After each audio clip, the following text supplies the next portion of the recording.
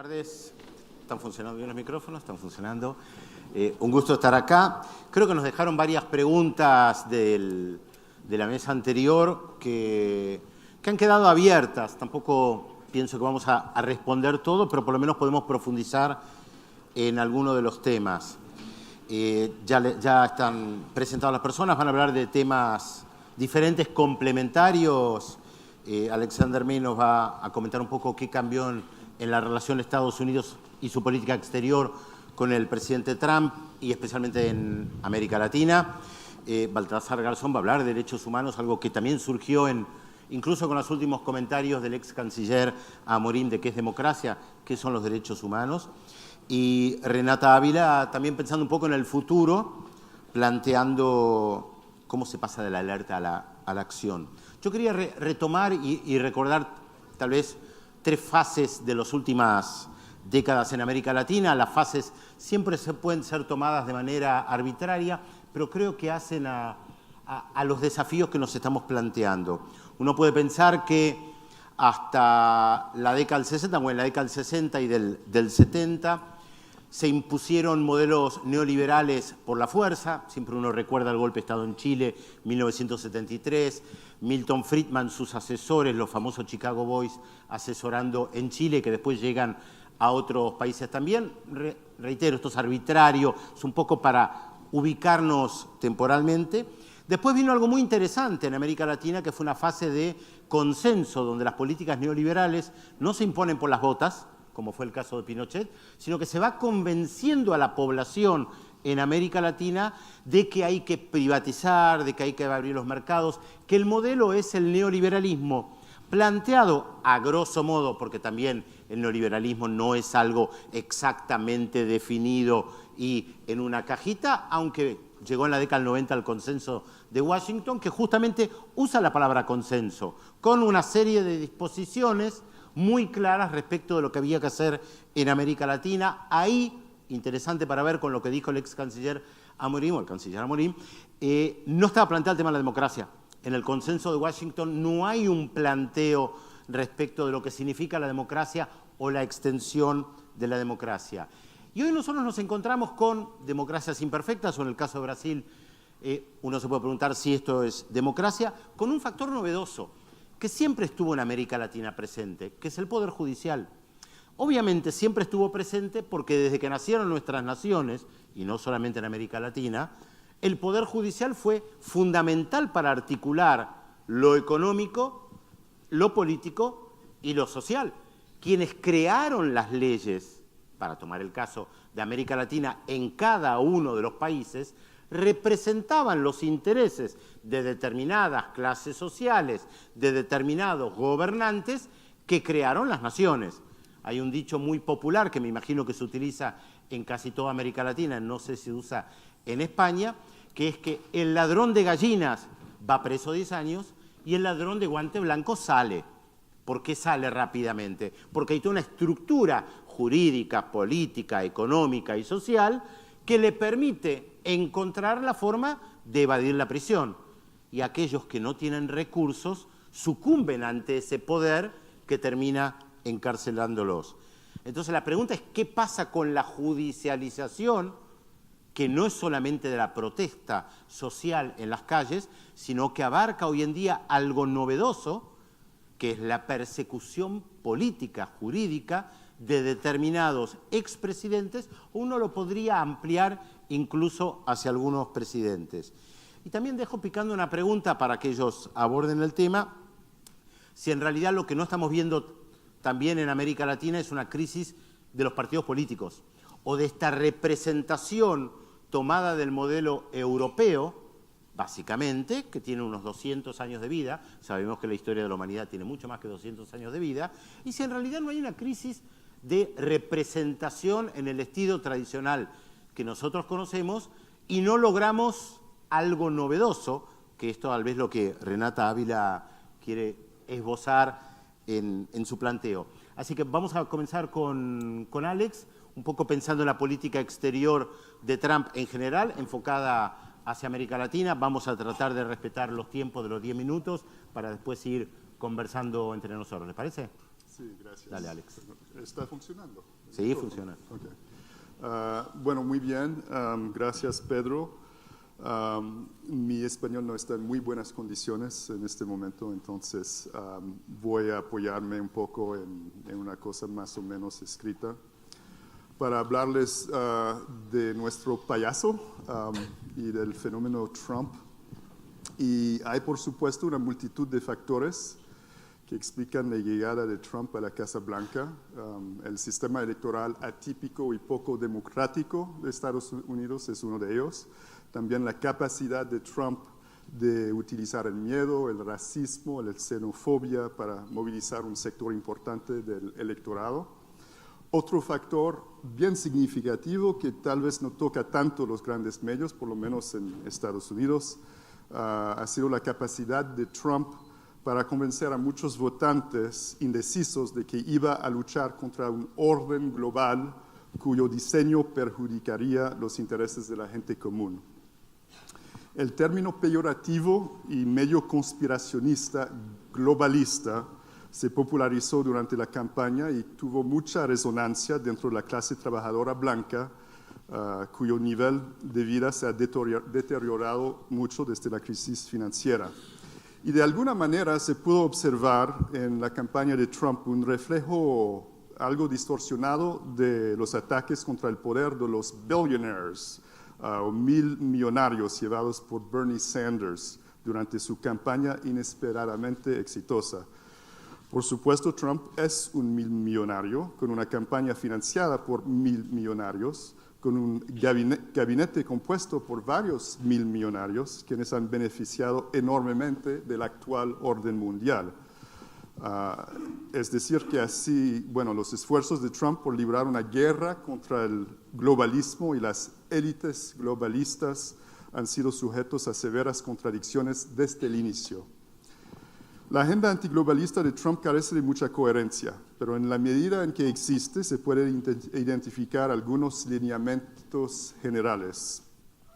Por una parte, una oposición a varios aspectos del free trade, del libre comercio, y en esta parte de la agenda es donde ha avanzado más, y tal vez en la sesión de preguntas puedo entrar en más detalles. También un anti-atlanticismo, donde Trump cuestiona los supuestos beneficios de las relaciones de primer plano con Europa y Canadá, y particularmente el papel de Estados Unidos en la OTAN, y por supuesto el acercamiento con Rusia. Y esta agenda antiglobalista se ha visto en realidad bastante socavado por los líderes republicanos tradicionales, como también por sectores influyentes dentro del Estado administrativo o el Deep State, que el ministro evocaba ahora, el Estado profundo, actores que están en cierta medida entrelazados y han logrado marginar e incluso neutralizar a los asesores más radicales, no ortodoxos del equipo Trump, tales como Steve Bannon, Stephen Miller, Michael Flynn o Sebastian Gorka. Un reciente artículo de opinión anónimo en el New York Times, escrito por un alto funcionario de la administración de Trump, da una buena idea de cómo funciona la autodenominada resistencia interna a Trump. Por lo tanto, de acuerdo con lo que afirma el funcionario, gran parte de la agenda internacional de Trump está en realidad bajo el control de los guardianes del status quo, del Estado profundo. Y así estamos viendo una profundización de los objetivos de política exterior ya existentes bajo administraciones anteriores, particularmente la de George W. Bush cuando dominaba el neoconservatismo. Entonces, algunos rasgos de esta agenda, muy rápidamente. Los 3 enemigos prioritarios para el gobierno de Estados Unidos siguen siendo, obviamente, Irán, China, y tal vez, y de manera irónica, más que todo, Rusia. Bueno, y puedo también entrar en más detalle en la sesión de preguntas. Y bueno, otro rasgo de esta política exterior es, por supuesto, el apoyo incondicional al gobierno de Israel, que ha llegado a un nivel extremo con la mudanza de la embajada de Estados Unidos a Jerusalén. una ofensiva permanente contra la izquierda en América Latina. Y estos rasgos de la política de Trump son parecidos a los de Obama y Bush, es decir, sacar la izquierda del poder a fin de restablecer la hegemonía tradicional de Estados Unidos en la región. Pero con el senador republicano cubano-americano Marco Rubio, ahora influyendo mucho en la política hacia la región, se ha radicalizado bastante la política hacia Venezuela y otros gobiernos de izquierda, con la real amenaza de intervenciones militares, por ejemplo. Otro rasgo, bueno, la guerra contra los migrantes, que a pesar de ser de más bajo perfil, existía también bajo el presidente Obama. Obviamente el rechazo de esfuerzos viables para enfrentar el cambio climático y Estados Unidos, a pesar de que había este acuerdo de París, Estados Unidos había debilitado mucho los términos del acuerdo multilateral bajo Obama. En resumen, algunas políticas de Trump representan una ruptura significativa con las políticas tradicionales de Estados Unidos, pero se puede hablar más que todo de una radicalización de políticas existentes. Por supuesto, mucha gente no puede esperar hasta que termine la pesadilla de Trump. Pero se trata de deshacerse de Trump para volver al status quo ante o al business as usual. El problema es que el business as usual suele generar más fenómenos peligrosos tipo Trump, como también Bolsonaro en Brasil, Matteo Salvini en Italia, etc. Así que hay que tratar de sacar lecciones de esta experiencia de Trump, es lo que estamos tratando de hacer allá en Estados Unidos. Y bueno, ver primero, no es solo casualidad de la historia, no es solo un fenómeno de los Estados Unidos, que hoy en día en la mayoría de los países existe un profundo rechazo al business as usual y al sistema comercial y financiero mundial, los cuales contribuyen al crecimiento de la desigualdad. El orden mundial actual carece de legitimidad a los ojos de muchos y se puede entender por qué. El sistema financiero internacional, moldeado por tratados de inversión y promovidas por entes como el Fondo Monetario Internacional, ponen los intereses de la banca y los inversores internacionales por encima de los pueblos y generan inestabilidad y debilitan los estados. También las reglas del comercio de la OMC y el régimen de propiedad intelectual mundial hace casi imposible para los países del sur desarrollarse hacia los niveles de los países del norte. Mientras que los grandes multinacionales captan cada vez más los ingresos mundiales. O sea, es un sistema que genera necesariamente crisis humanas y crisis de la democracia. Bueno, ¿qué hacer entonces para concluir? Primero, hemos visto una llamada bien interesante por parte de Bernie Sanders, Rafael lo evocaba ahora, y también de Varoufakis, para crear un frente internacional progresista contra el eje del autoritarismo. Pero también hay que proponer alternativas. Y llama la atención mucho que los gobiernos progresistas de América Latina estaban promoviendo mecanismos de integración política y económica, con el liderazgo de Brasil, con el fin de crear un nuevo polo fuerte e independiente de los demás poderes en el mundo. Estaba reforzando el multipolarismo. Y dentro de eso estaban tratando de crear nuevas instituciones financieras, como el proyecto del Banco del Sur. Pues las fuerzas progresistas del mundo pueden retomar ciertas ideas del progresismo latinoamericano. Y, por ejemplo, esta idea de promover una nueva arquitectura financiera mundial. Y hay que promover, obviamente, cambios en las reglas del comercio y de la propiedad intelectual para que empiecen a funcionar para los pueblos, no solamente los multinacionales. Y sí, hay que repensar también el atlanticismo y particularmente la OTAN, un anacronismo de la guerra se está convirtiendo en una fuerza de guerra euroestadounidense que interviene sin justificación en países lejos de su teatro original de operaciones, es decir, Europa. ¿Me están escuchando? Ok, y generando inestabilidad y desastres humanos. Pues estamos en un momento crucial de gran peligro y grandes oportunidades, y si no tomamos en cuenta las lecciones de la presidencia de Trump, entonces estamos condenados. Gracias, Alex. Después seguramente vamos a retomar el diálogo.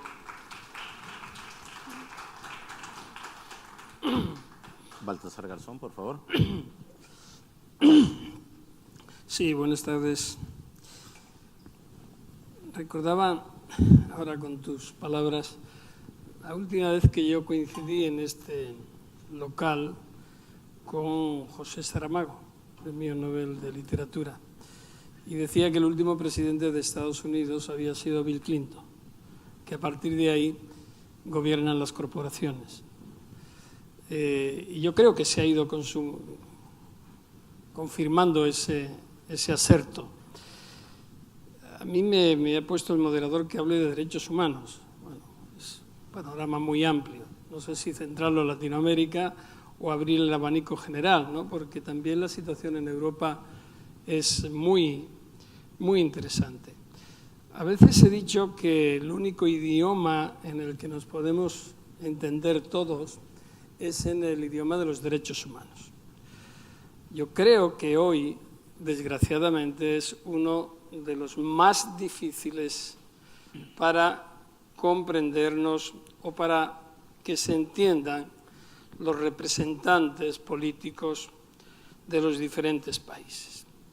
Y yo creo que hay una diferencia fundamental entre lo que son los representantes políticos, los liderazgos políticos, que son ajenos en gran parte, en una gran mayoría, a los problemas reales de la sociedad, y el lenguaje y la vida de esa sociedad civil que tiene una energía mucho mayor que esos gobiernos, que este sistema representativo.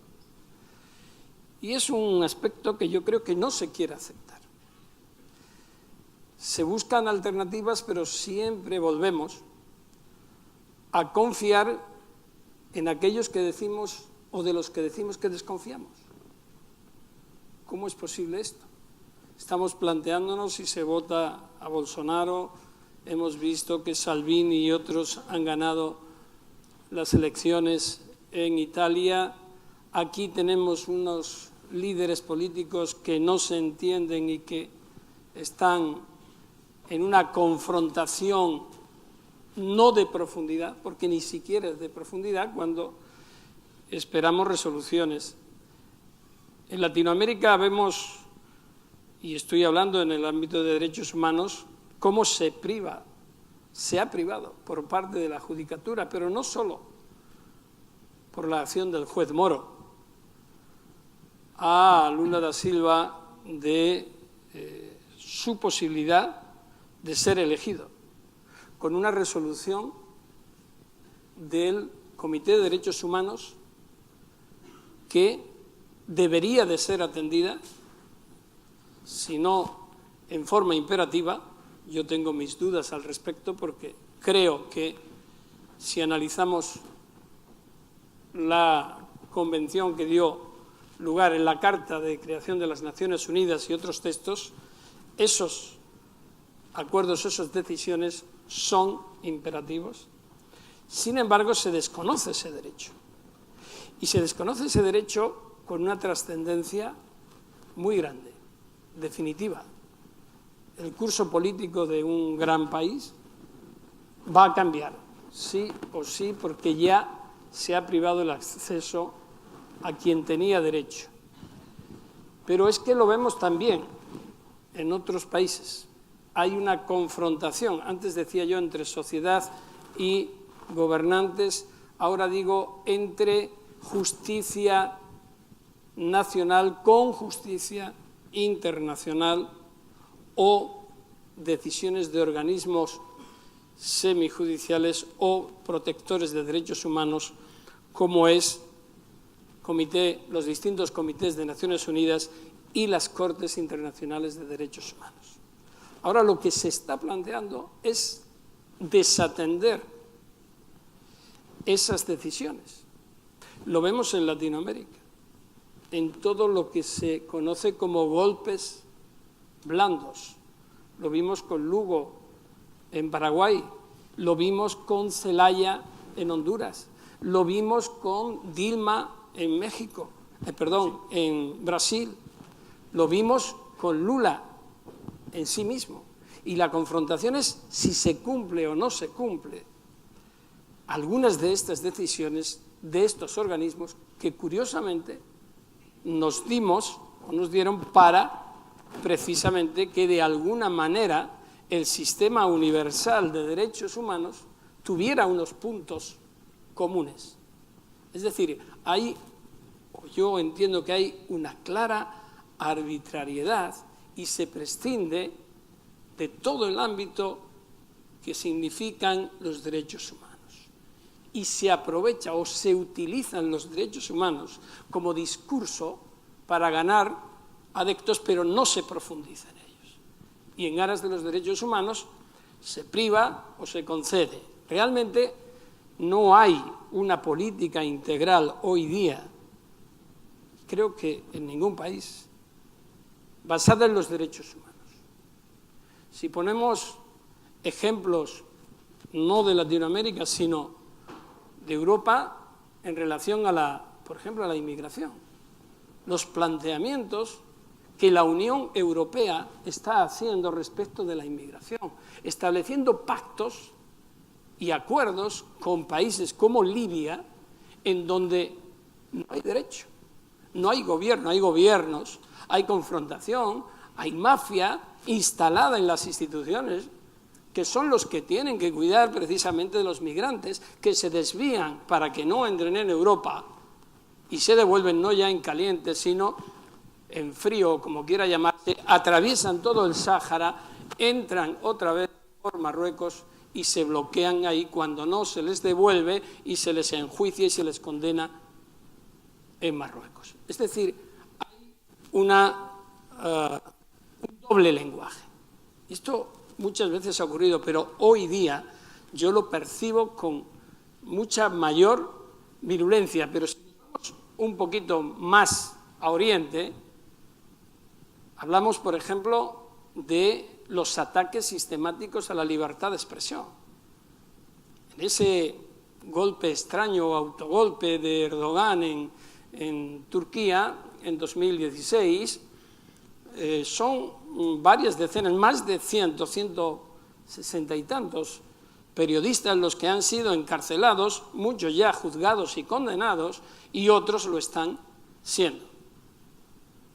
Si avanzamos más allá todavía, veremos cómo se utiliza el interés político y económico, diplomático, frente a los derechos de ¿quiénes? De las vidas prescindibles, que son las de los ciudadanos.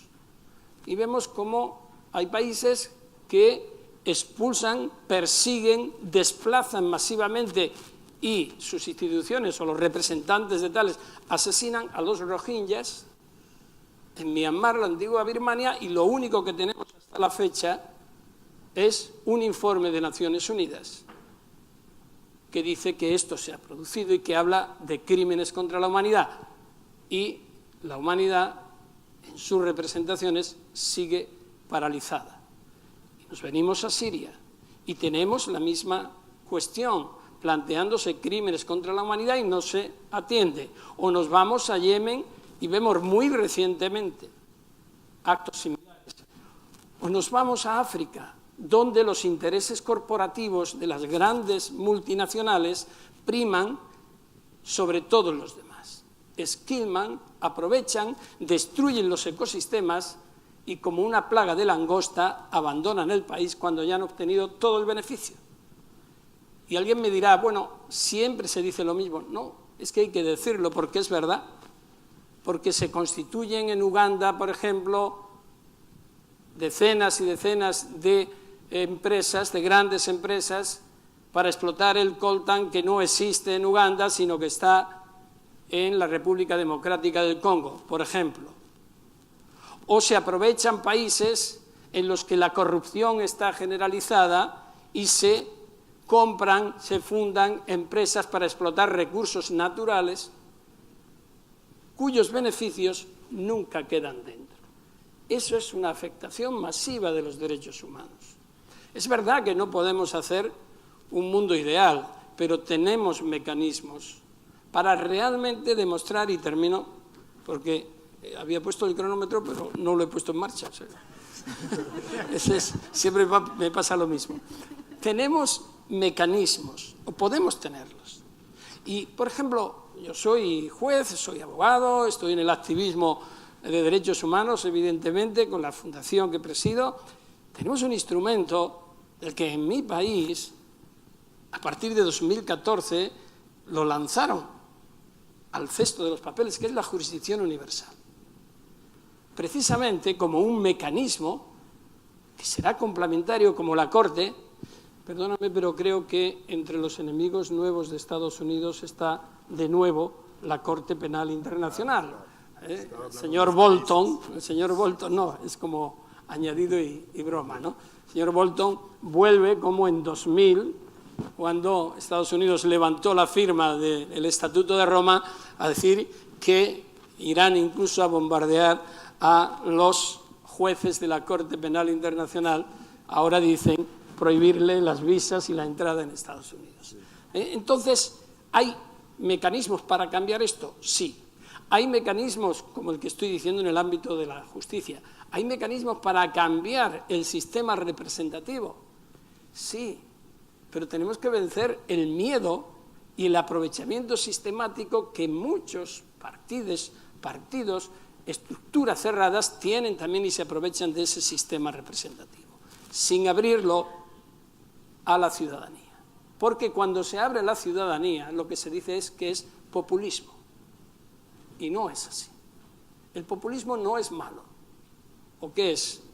¿Mejor lo que durante muchos años, durante la crisis, ha sucedido, por ejemplo, en España? Pues yo tengo mis dudas. Es decir, que hay violación de derechos, claro que sí. Hay una degradación de muchos países en la defensa de derechos humanos. Si podemos hablar en Latinoamérica, pues podemos empezar por Nicaragua, Venezuela, pero también otros, también Argentina, también Colombia. En Colombia son ya centenares de líderes campesinos y indígenas que han sido asesinados. En México, líderes políticos, alcaldes, tal, asesinados, 120 y tantos ya. En Brasil, acciones contra los desplazados venezolanos, con un gobierno, el de Temer, que está ahí pues por lo que está, ¿no? Porque se dio un auténtico golpe de Estado blando contra las instituciones democráticas. Y eso lo está propiciando este sistema representativo. De modo que el derecho de los ciudadanos a la participación debe ser fundamental y debe de producir ese cambio. Este movimiento progresista o frente progresista tiene que circular por ahí, porque si no nos vamos a encontrar en el mismo punto de partida. La Unión Europea en este momento tiene una crisis política impresionante. Y probablemente la tiene porque nunca fue una unión política europea, sino una unión económica. Porque cuando hemos llegado al tema de la defensa de los derechos humanos, ahí se acabaron. Y ahí comenzaron los muros. Y ahí comenzaron las fronteras. Y da igual que sea progresista o no, porque nos asusta. No hay ahora mismo ese control. No hay la convicción. Decimos un discurso y mantenemos otro. Y eso es lo inaceptable. Porque mientras que eso no cambie, evidentemente no vamos a cambiar. Y como decía Celso, yo también, Lula libre, porque no puede ser de otra forma. Hablando de control, yo no quería controlar el tiempo de ustedes, quería que lo manejen con cierta libertad. Sé que no es fácil colocarse los 10 minutos en la cabeza, pero bueno, tenemos un cierto margen como para jugar con eso. 10 y medio nada más. No, un poquito más, pero no importa. Pero dije, no lo iba a controlar. Renata Ávila, por favor. Gracias. Solo quería primero agradecer esta invitación y como ustedes pueden ver, soy la anomalía en este panel. ¿Por qué soy la anomalía?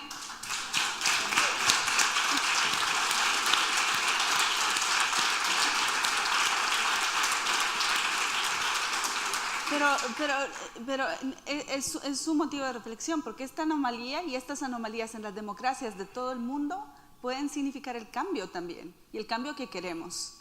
En esa línea, ¿sabían ustedes que las mujeres negras de Brasil van a ser el voto determinante que decida si va a ir Bolsonaro o si va a ir un presidente progresista? 27% de los votos. Y ahí está mi equipo en Río movilizando a las mujeres en las favelas y organizándolas para continuar, que quiero hacer el link, para continuar con la labor pendiente que Marielle Franco tenía ese liderazgo que ella tenía en Brasil hoy. Y no es un caso aislado.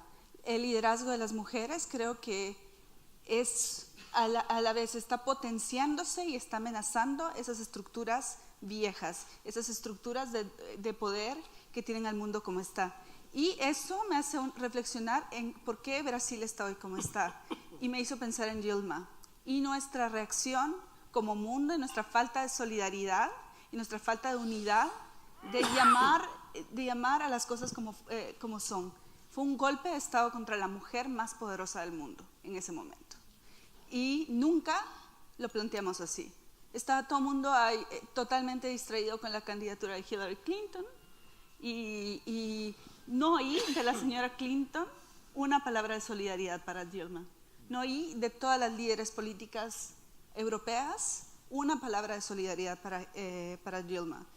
No oí de todos los movimientos feministas que se pusieran a agarrar las calles furiosas de que una mujer en el poder, en una estructura tan patriarcal, haya sido removida ilegítimamente. Y yo creo que ahí esa falla y esa falta de coordinación y solidaridad fue un comienzo reversible de cosas que nos han llevado a un mal camino. Pero creo que en esa línea hay señales muy buenas. Vimos el voto por el aborto en Irlanda y cómo que se pasara ese voto en Irlanda se trasladó a la ola verde en Argentina, que luego se esparció por toda Latinoamérica, y me dio profunda alegría ver que había mujeres desde Palestina hasta Turquía, hasta en todo el mundo solidarizándose por una lucha en común.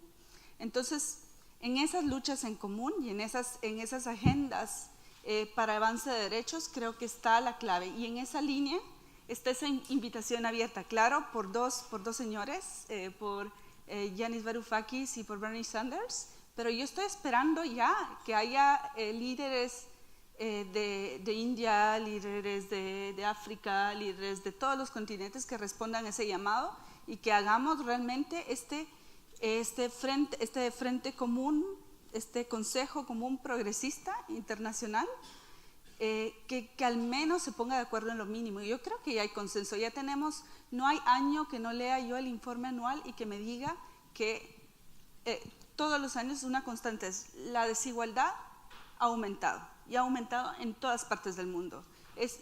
Hay muy pocos lugares en el mundo en que la desigualdad se ha reducido y como consecuencia del aumento de la desigualdad el poder se ha concentrado y el poder no se ha concentrado únicamente a nivel país, se ha concentrado a nivel mundo y se ha concentrado en 5 o 6 compañías que manejan todo, que nos manejan básicamente. Y en los últimos 10 años ese tipo de compañías cambió. Antes eran las compañías más poderosas eran compañías de energía y bancarias y ahora todas son compañías tecnológicas. Entonces es muy interesante cómo los enemigos comunes que tenemos como sociedad cambian y cómo las luchas también se tienen que reajustar acorde. Y entre esas luchas, este panel, el título era esas fronteras invisibles del neoliberalismo. Creo que esas fronteras ya no son solamente los acuerdos comerciales, ya no son solamente estos sistemas financieros, sino son estas plataformas que controlan la mayor parte de nuestras vidas. Y cómo estas plataformas van a afectar o no las democracias. Aterrizando un poco, yo creo que la inacción es complicidad en este punto y que todos y todas acá podemos contribuir a esta construcción colaborativa de esa nueva agenda progresista. Tenemos ejemplos muy recientes de cómo un esfuerzo desde las bases y desde abajo puede ganar una elección. Yo estuve en México en 2010, 2011, 2012, soy guatemalteca, entonces son el país, ir a México para un guatemalteco es como ir a la capital, ese es el equivalente, es el país grande, con cultura, con universidades, con todo. Y en 2010 estaba sentada con una amiga en un café y me decía, no, es que aquí nadie va a despertar nunca, la clase media está cómoda, está instalada, apática, tienen todo, entonces nunca se van a mover. Y la demás gente está en un estado demasiado precario y no va a pasar nada en México. En menos de 8 años, un partido nuevo logra revertir la ecuación. Y creo que no es ajeno a Europa. Creo que siempre se asume que los europeos no se quieren involucrar en política, no quieren estar activos políticamente. Y creo que hoy, teniendo los monstruos que tienen enfrente, están sin opción. Como decía esta mañana en una charla cerrada que tuvimos, las vidas de nuestros abuelos se perdieron luchando por nuestros derechos que tenemos hoy. Las vidas de mucha gente se sacrificaron en exilios y demás por gozar de los derechos que tenemos hoy. No tenemos nosotros el derecho de heredar a la generación que viene un mundo más deteriorado. Entonces, para ir ya terminando, porque ya se me habrá pasado, creo que 3 frentes comunes, independientemente de que alguien esté en China o esté en Islandia o esté en Malasia o en Europa, son la desigualdad, la austeridad, que yo considero que solo se puede atacar verdaderamente atacando los paraísos fiscales y la gente que vive en esta sombra financiera, y como último, el terrible nivel de encarcelamiento de personas pobres y de líderes políticos. Y de líderes políticos de base también, porque hay muchos lulas en Latinoamérica y porque hay muchos lulas en el mundo, pero son lulas mucho más invisibles. Y desgraciadamente en muchas partes del mundo no solamente se destruye sus proyectos políticos mandándolos a la prisión, pero asesinándolos extrajudicialmente, como hemos visto en el caso de Colombia y bueno, en casi todos los países de Latinoamérica. Y bueno, solamente eso para empezar. Para empezar, bueno, como ven, hay muchos temas que se abren y una de las cuestiones que planteaba Renata tenía que ver con el futuro, y yo quería ligar dos palabras para juntarlas con un agregado. La palabra progresista y la palabra democracia. Se hablo más tal vez de democracia acá que de progresismo, pero Renata incluyó algo que por lo general está fuera de todos estos debates. Ayer cuando nos encontramos, los dos habíamos coincidido que efectivamente había pocas mujeres acá. Y una de las consignas más disruptivas de los últimos tiempos es el patriarcado se va a caer, que surge en América Latina, que surge en algunos lugares de Europa. Es una consigna profundamente disruptiva, pero no parece entrar en estos foros donde hablamos de democracia, de derechos humanos, parece como que quedara fuera, como si fuera solamente un patrimonio de algunos movimientos feministas que levantan la consigna. Y sin embargo, está entrando. Entonces yo quería incluirlo también para juntar la palabra progresista, democracia y tirarles la pelota a ustedes, siguiendo el orden y después nos mezclaremos. Pero, Marc, vos en un momento dijiste que hay que aprender del progresismo latinoamericano. ¿A qué te referís exactamente? ¿Por qué no profundizaste en esto? Buena pregunta. Pues entonces creo que todos saben de lo que me refiero, ¿no? Que, bueno, hubo en Estados Unidos lo llamamos la ola rosa. No sé exactamente por qué, no sé si se llama así aquí, pero the pink tide. Creo que eso vino de Larry Burns, un excelente analista de las relaciones con América Latina que acaba de fallecer hace 3 semanas.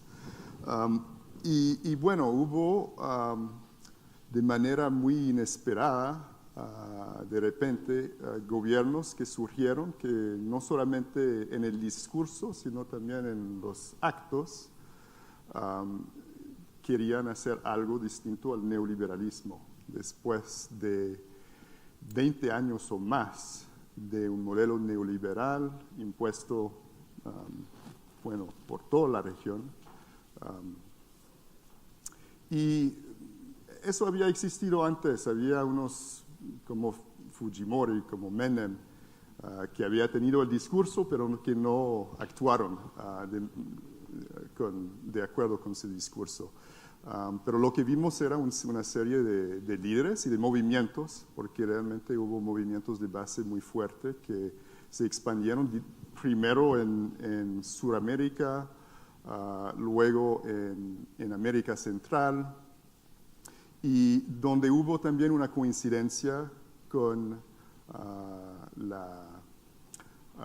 ¿cómo se llama? Los commodities, materias primas. Sí, bueno, un incremento importante de los precios de las materias primas, empezando por la energía. Entonces eso también dio como más recursos a estos nuevos gobiernos.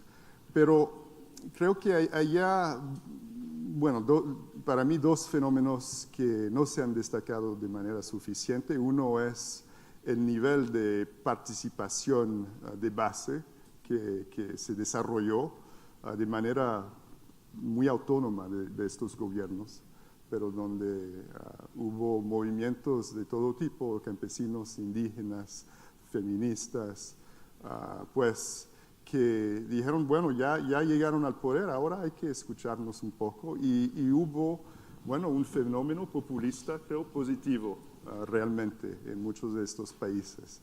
Entonces, tal vez hay un modelo por allá de un populismo que funcionaba, que pues también tenía sus problemas, y en cada gobierno creo que se pueden reconocer algunos problemas donde a veces no se escuchaba a las poblaciones, y estos errores costaban mucho a los gobiernos después.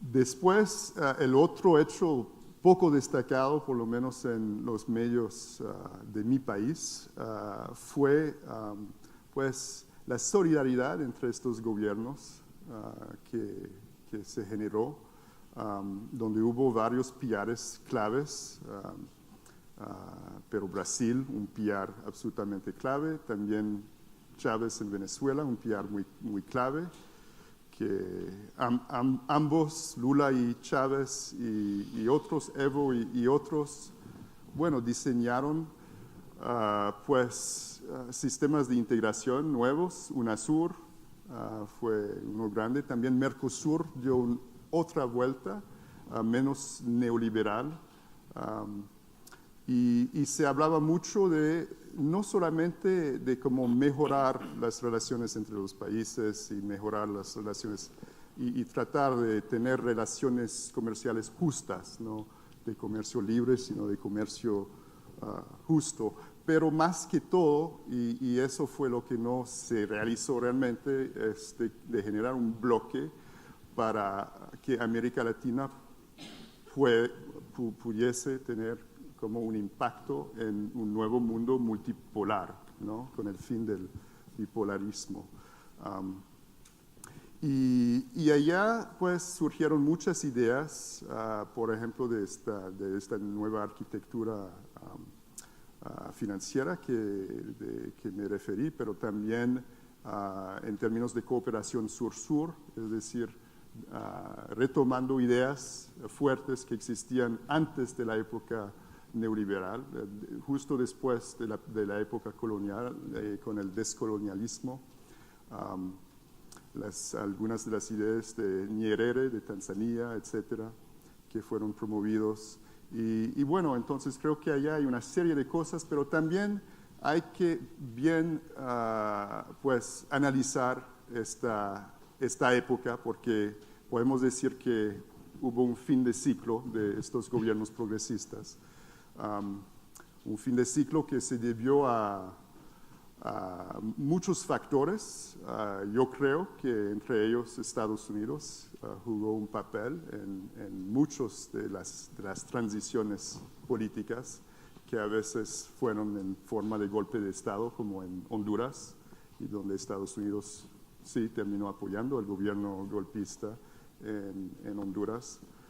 Pero también se hicieron errores, ¿no?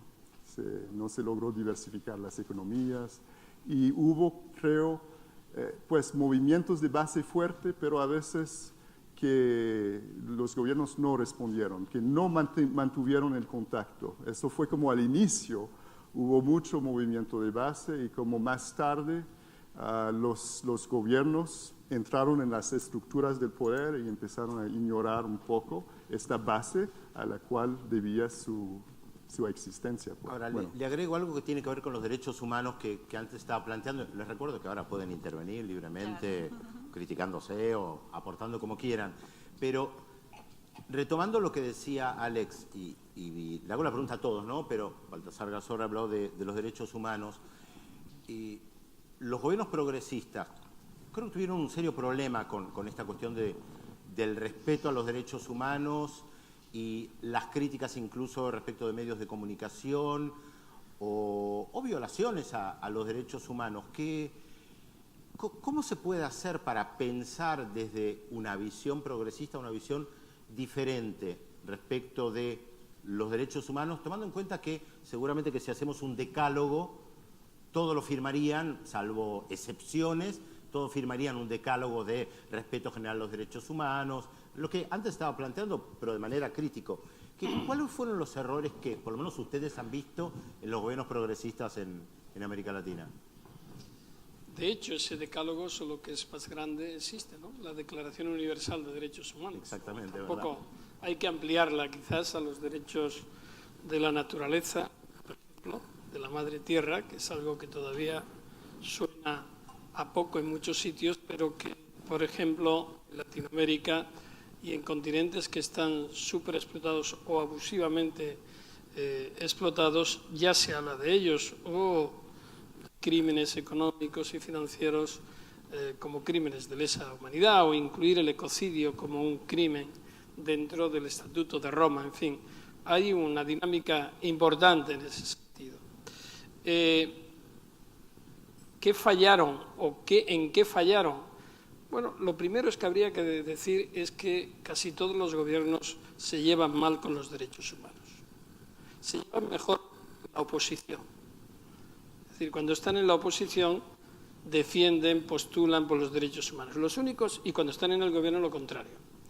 Los únicos que están siempre en una misma línea es la sociedad civil. Demanda, y de hecho los grandes avances en áreas de justicia, de consecución de derechos, etcétera, han sido siempre movimientos sociales. Tenemos aquí a Pierre Sanet, que ha sido presidente de Amnesty International, tenemos a William Bourdon, que es un letrado, además de amigo, pero luchador por los derechos humanos. Es decir, ha sido la sociedad civil la que ha impulsado, de la mano de mucha más gente, ¿no? Sí, por pero a tanto, veces llegan al poder sí, por eso te digo que cuando se está en el poder se olvidan de muchos derechos y exigen muchas obligaciones, pero ellos no cumplen. Ese es el problema.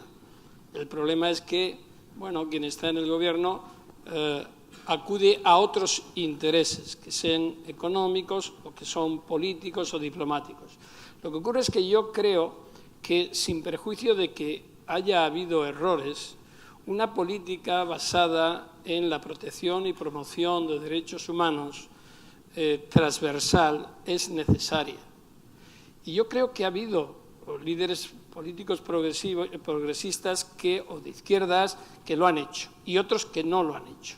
Por tanto, lo que hay que cambiar es la cultura del poder, de quien posee el poder y el uso racional del mismo, el control del poder por los ciudadanos y por los mecanismos de contrapesos, para que si hay una violación de derechos humanos tenga una sanción y no se establezcan parapetos para que esa sanción no se provea.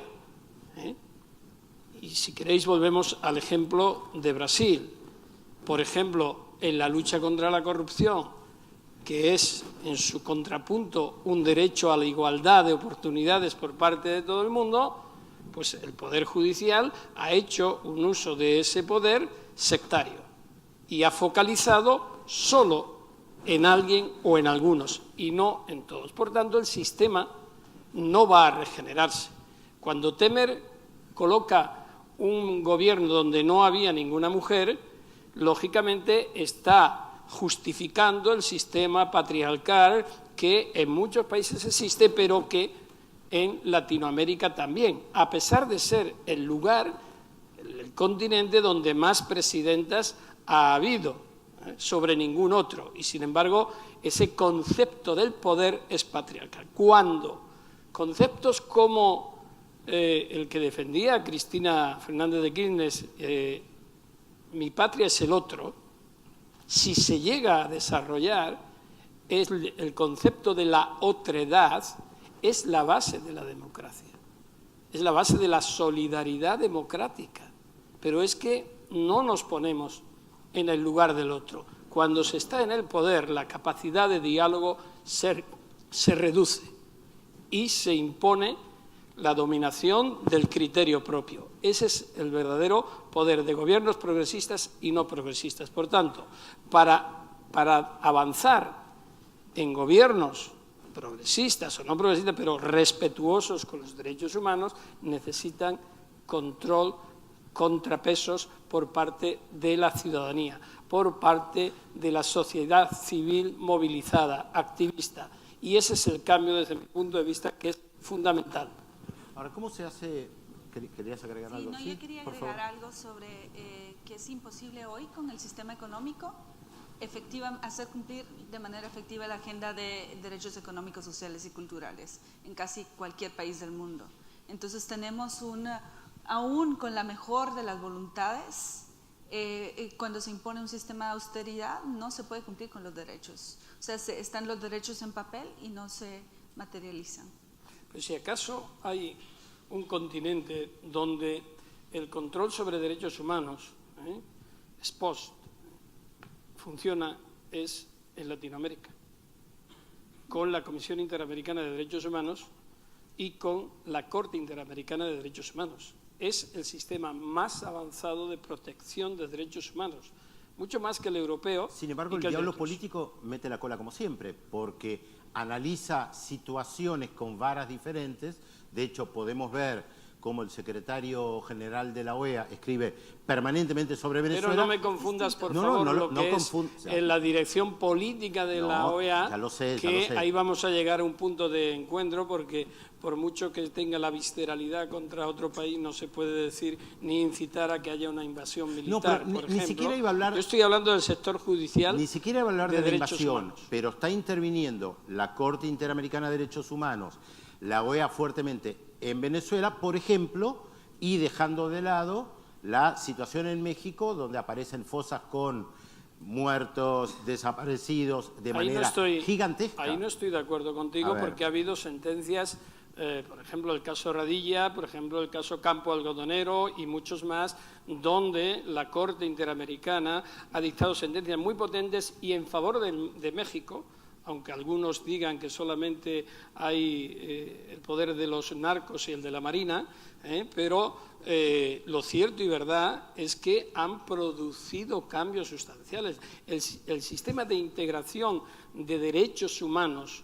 y de los convenciones de aplicación directa de los derechos humanos en 2011, la modificación constitucional vino por cuenta de decisiones de 2 sentencias que acabo de citar de la Corte Interamericana. Fíjate si es importante, y sin embargo tienes países que antes lo mencionó Celso y yo lo he mencionado también, en que el Comité de Derechos Humanos es desatendido absolutamente.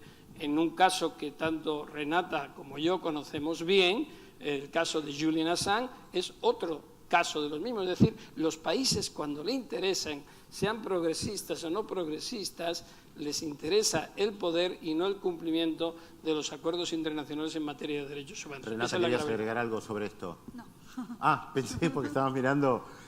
Porque yo encontraba la dificultad, incluso de algunos gobiernos que apoyan la Corte Interamericana de Derechos Humanos frente a determinadas situaciones. Ahí es donde digo, el diablo de la política mete la cola, pero no lo sostiene en otros lugares. Sí. Marc. Alex, sí, creo que hay que ver también lo que destacan los medios de comunicación, ¿no? Y hay muchos casos que pasan por la Comisión Interamericana, cuando están en Colombia o México, no están resaltados, sencillamente. Si se trata de Venezuela, entonces están en todos los medios de América Latina y en primera página, empezando en Venezuela. Entonces allá creo que hay que analizar también por dónde van los medios y el hecho de que pues se ignoran totalmente pues los derechos culturales, económicos y sociales, ¿no? No hay entonces mucha medición de lo que se está haciendo en esta área.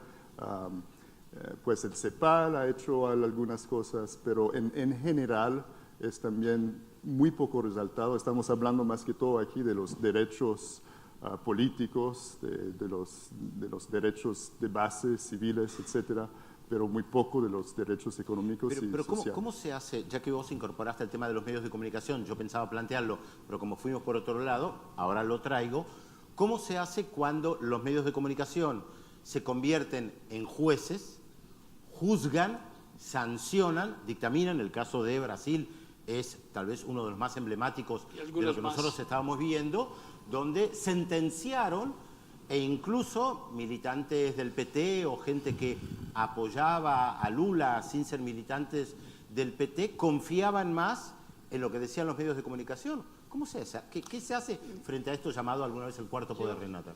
Yo creo que es parte también de lo que hablaba de la concentración de poder que tenemos hoy y la verticalización de esa concentración de poder. Y creímos, ahí fallamos de utópicos, creímos que las nuevas tecnologías iban a deshacer el nudo, iban a redistribuir democratizar y demás, y esa promesa nunca llegó. Nunca llegó porque no encontró un ecosistema de sostenibilidad para que estos esfuerzos ¿se recuerdan? No sé, yo creo que soy muy vieja para esta audiencia y nadie se va a recordar de Indymedia, pero Indymedia ahí era por donde iba el rumbo, ahí medios autónomos, locales, separados. Pero eso existe hoy. De hecho, Media Ninja en Brasil es un medio alternativo, entre comillas, o no, que tiene influencia, que marca agenda también. Sí, pero creo que hubo distintos momentos. En el momento que estamos hoy, en el momento que surgen Media Ninjas y ciertos medios digitales independientes, las estrategias de distribución de los medios están tan dominadas por las plataformas, de nuevo, que ahora hasta los grandes conglomerados mediáticos, su distribución la dicta Facebook, por ejemplo. 85% de los argentinos reciben sus noticias por ahí. Entonces están muy susceptibles a ser capturadas por intereses económicos, porque en esas plataformas quien más paga, más se ve. Hoy sí. Cuando yo conocí a Lula da Silva, era presidente de Brasil, y me acuerdo que en la primera conversación que tuve en su despacho con él, después nos hemos visto bastantes veces, él me contaba que había ganado las 2 elecciones con toda la prensa en contra. Por tanto, el poder de los medios de comunicación tradicionales es muy importante, pero es relativo. Lo que es más peligroso son las corporaciones a las que los medios rinden obligadamente sumisión. Es decir, no estamos hablando ya de este periódico, sino de quien ha comprado este periódico y es un elemento más de producción o de beneficio. Es uno más, no es el periódico que se rige por las normas y sigue los sabios consejos de Joseph Pulitzer, etc. No, es un elemento más de una empresa que está diversificada y por lo tanto probablemente lo que menos le interesa es la libertad de prensa, sino que esa prensa sirva a unos intereses. Esos intereses pueden ser políticos y pueden ser económicos.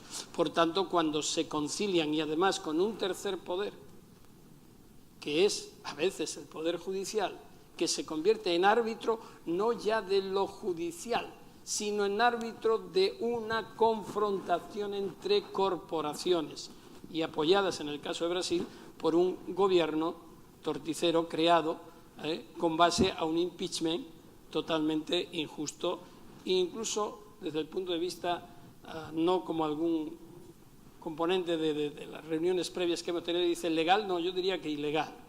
Yo estuve el día del impeachment allí gritando y dando mi opinión en la universidad en Brasilia cuando desgraciadamente a Dilma la eliminaron de la esfera política. Por tanto, el control de los medios de comunicación es importante desde mi punto de vista, más grave el de las corporaciones que el que han intentado hacer algunos gobiernos, porque tampoco se ha dicho exactamente cómo ha sido. Por ejemplo, Argentina, tú lo conoces bien. La Comisión Interamericana de Derechos Humanos, cuando habló de la ley de comunicación y demás, dijo que era correcta. La Corte Suprema Argentina dijo que era correcta. No había interferencia, sino que hubo una distribución. Y yo en esa época estaba allí y yo no veía que Clarín, por ejemplo, dulcificara sus ataques u otros lo atenuaran, es decir, despellejaban a todo el mundo en función del interés y de sus lectores.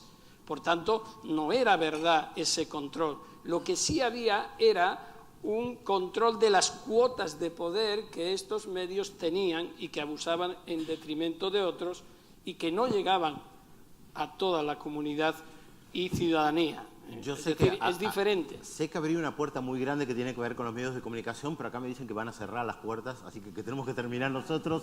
Un comentario nada más respecto de los medios, algo muy interesante, que Fernando Haddad participó de un programa de televisión, un noticiero, hace unos días, y alguien se tomó el trabajo de analizar las preguntas y las interrupciones que le hacían los periodistas que lo entrevistaban, que más que preguntas eran comentarios para inducirlo permanentemente a respuestas, y si mal no recuerdo, porque lo leí el artículo muy por arriba, creo que cada 15 segundos lo interrumpían, o sea, él no podía terminar un concepto y le costaba concentrarse. Muy interesante el artículo, salió publicado en la prensa brasileña. Si quieres, te invito a que analices la realidad española y verás tú entre máster, tesis, no tesis y demás, te vas a poner las botas. Lo he visto.